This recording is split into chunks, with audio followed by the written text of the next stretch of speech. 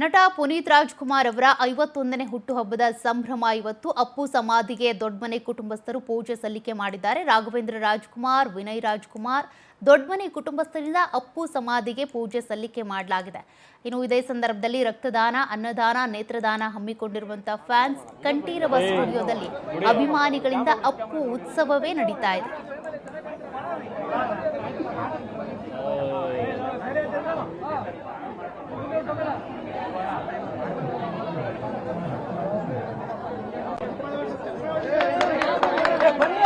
ಯಜಮಾನ್ರ ಇನ್ನೂ ಹೋಗ್ಬೇಕು, ಸ್ವಲ್ಪ ಮುಂದೆ ಹೋಗಿ ಕ್ಯಾಮರಾ ರಿಸಲ್ಟ್ ಆಗುತ್ತೆ.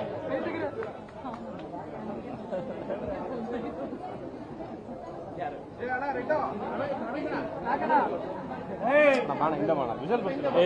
ನೋಡಿ ನೋಡಿ ಕ್ಯಾಮ್ರಾ ನೋಡಿ, ಕ್ಯಾಮ್ರಾ ನೋಡಿ.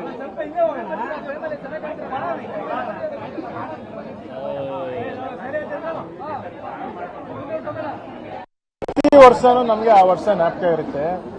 ಏನಂದ್ರೆ ಇವಾಗ ಏನಂದ್ರೆ ಇವತ್ತಿನ ದಿವಸ ನಾವು ಅದು ಏನು ಖುಷಿ ಪಡ್ಬೇಕಾ ಬೇಜಾರು ಮಾಡ್ಬೇಕಾ, ಬೇಜಾರಾದ್ರೆ ಗೊತ್ತೇ ಆಗಲ್ಲ.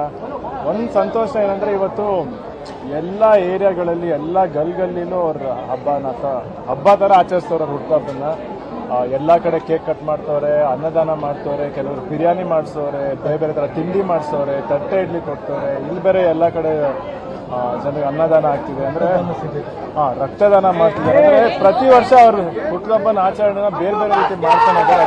ಸಖತ್ ಖುಷಿ ಆಗುತ್ತಪ್ಪ ನಿಜವಾಗ್ಲೂ.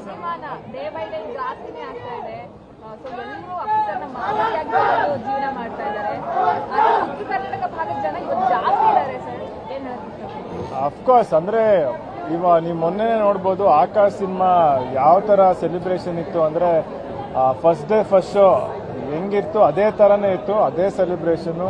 ಪಾಪ ಎಷ್ಟೊಂದು ಜನ ಅಳ್ತಿದ್ರು, ಖುಷಿ ಪಡ್ತಿದ್ರು, ಎಲ್ಲ ಥರ ಇಮೋಷನ್ಸ್ ಇತ್ತು. ನಿಜವಾಗ್ಲೂ ನಂಬಕ್ಕಾಗಲ್ಲಪ್ಪ ಇವತ್ತು ಅವರು ನಮ್ಮ ಜೊತೆಗಿದ್ದಾರೆ ಅಂದರೆ ಅದಕ್ಕಿರೋ ಅವ್ರ ಅಭಿಮಾನಿಗಳೇ ಕಾರಣ. ಪ್ರತಿ ವರ್ಷನೂ ನಮಗೆ ಆ ವರ್ಷ ಜ್ಞಾಪಕ ಇರುತ್ತೆ. ಏನಂದರೆ ಮತ್ತಷ್ಟು ಲೈವ್ ಡೀಟೇಲ್ಸ್ ಕೊಡ್ತಾರೆ ನಮ್ಮ film bureau head Deepika. Appu ದೈಹಿಕವಾಗಿ ನಮ್ಮಿಂದ ಆಗಲಿದ್ರು ಕೂಡ ಇನ್ನೂ ಎಲ್ಲರ ಹೃದಯದಲ್ಲಿ ಜೀವಂತವಾಗಿದ್ದಾರೆ. ಈ ಒಂದು ಬರ್ತ್ಡೇಯ ಸಂಭ್ರಮ ಹೇಗಿದೆ?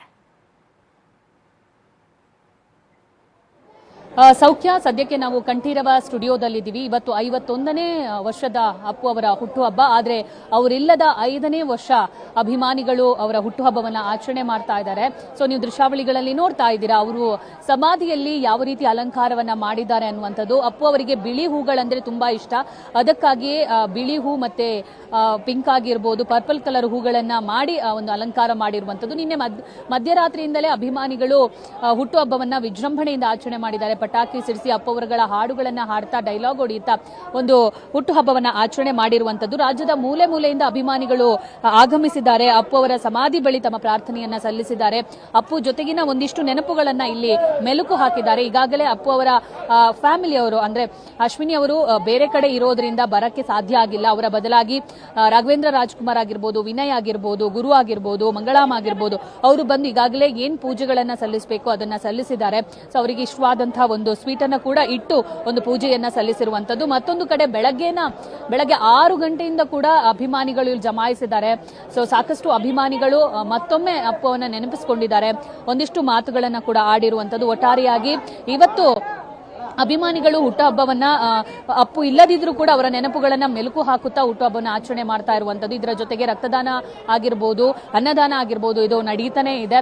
ಅವರಿಗೆ ಇಷ್ಟವಾಗಿರುವಂತಹ ಒಂದಿಷ್ಟು ಸಾಮಾಜಿಕ ಕೆಲಸಗಳನ್ನ ಕೂಡ ಮಾಡ್ತಾ ಇದ್ದಾರೆ. ಸೌಖ್ಯ, ದೀಪಿಕಾ, ಈಗಾಗಲೇ ಕುಟುಂಬಸ್ಥರು ಬಂದು ಪೂಜೆ ಸಲ್ಲಿಕೆ ಮಾಡಿದ್ದಾರೆ. ಇನ್ನೂ ಕೂಡ ಅಭಿಮಾನಿಗಳು ಬರ್ತಾ ಇರುವಂತಹ ಸಾಧ್ಯತೆ ಹೆಚ್ಚಾಗಿನೇ ಕಾಣಿಸ್ತಾ ಇದೆ. ರಕ್ತದಾನ, ನೇತ್ರದಾನ ಇವೆಲ್ಲವೂ ಕೂಡ ನಡೀತಾ ಇದೆ. ಮತ್ತಷ್ಟು ಜನರು ಅಭಿಮಾನಿಗಳೇನಿದ್ದಾರೆ ಸಮಾಜಮುಖಿ ಕೆಲಸಗಳನ್ನು ಕೂಡ ಮಾಡ್ತಿದ್ದಾರೆ. ಅದ್ರ ಬಗ್ಗೆ ಏನು ಮಾಹಿತಿ ಇದೆ? ಸೌಖ್ಯ, ನಾನು ಆಗ್ಲೇ ಹೇಳಿದಾಗಲೇ ಈಗಾಗಲೇ ಅವರ ಪತ್ನಿ ಅಶ್ವಿನಿ ಅವರು ಬೇರೆ ರಾಜ್ಯದಲ್ಲಿ ಇರೋದ್ರಿಂದ ಅವರಿಗೆ ಬರಕ್ಕೆ ಆಗಿರ್ಲಿಲ್ಲ. ಒಂದು ಕೆಲಸದ ನಿಮಿತ್ತ ಬೇರೆ ಕಡೆ ಇದ್ದಾರೆ. ಅದರ ಬದಲಾಗಿ ರಾಘವೇಂದ್ರ ರಾಜ್ಕುಮಾರ್ ಆಗಿರ್ಬೋದು, ವಿನಯ್ ಆಗಿರ್ಬೋದು, ಯುವ ಆಗಿರ್ಬೋದು, ರಾಘವೇಂದ್ರ ರಾಜ್ಕುಮಾರ್ ಪತ್ನಿ ಮಂಗಳ ಅವರು ಕೂಡ ಬಂದು ಪೂಜೆಯನ್ನ ಸಲ್ಲಿಸಿದ್ದಾರೆ.